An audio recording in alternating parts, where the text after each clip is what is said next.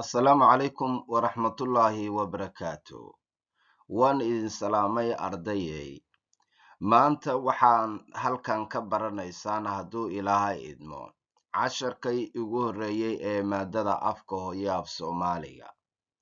Waxa uu casharkeenu ku saabsan yahay oo aad ku baranaysaan hadduu Ilaahay idmo. Xarfaha afka hooyo ee af Soomaaliga. Xarfaha af Soomaaliga waxaa loo yaqaanaa shibanayaal.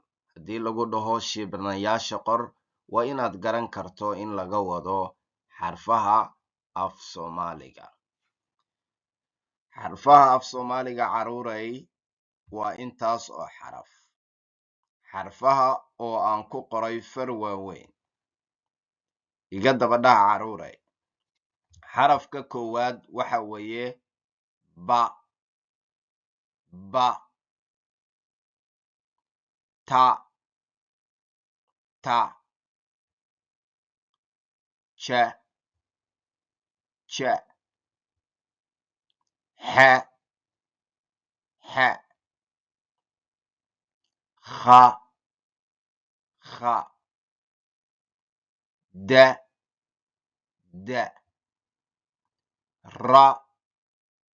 Ra. Sa. Sa. Sha. Sha. Dha. Dha. Ca. Ca. Ga. Ga. Fa. Fa. Qa. Qa. Ka. Ka. La. La. Ma. Ma. Na. Na. Wa. Wa. Ha. Ha. Ya. Ya. Mar kale aan idinku celiya caruuray. Isku daya inaad iga daba dhahdaan mar kale. Iga daba akhriya si aad u barataan sida loogu dhawaaqo xarfaha afka hooyo ee af Soomaaliga. Diyaar ma tihiin? Mar kale ayaan bilaabayaa. Ba. Ba. Ta. Ta. Ja. Ja. Ha. Ha. Kha. Kha. Da. Da. Ra. Ra. Sa. Sa. Sha. Sha. Dha. Dha. Ca. Ca. Ga. Ga. Fa. Fa. Qa. Qa. Ka. Ka. La. La. Ma.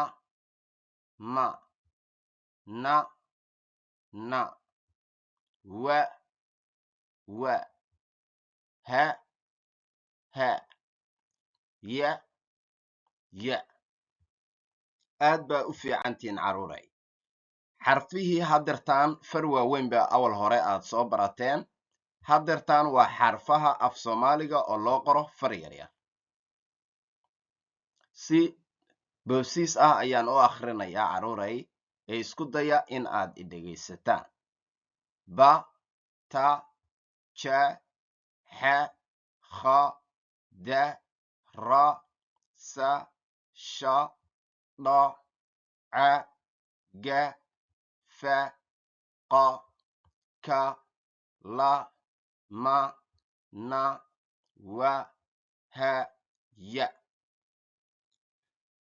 Ardadayda qaybtood waxay jecel yihiin oo mararka qaybtood i weydiiyaan in aan si boobsiis ah aan u akhriyo dhammaan xarfaha afka Soomaaliga. Markii laga tago shaqalka. Shaqalka dib ayaad ka baranaysaa xarfaha shaqalada la dhaho.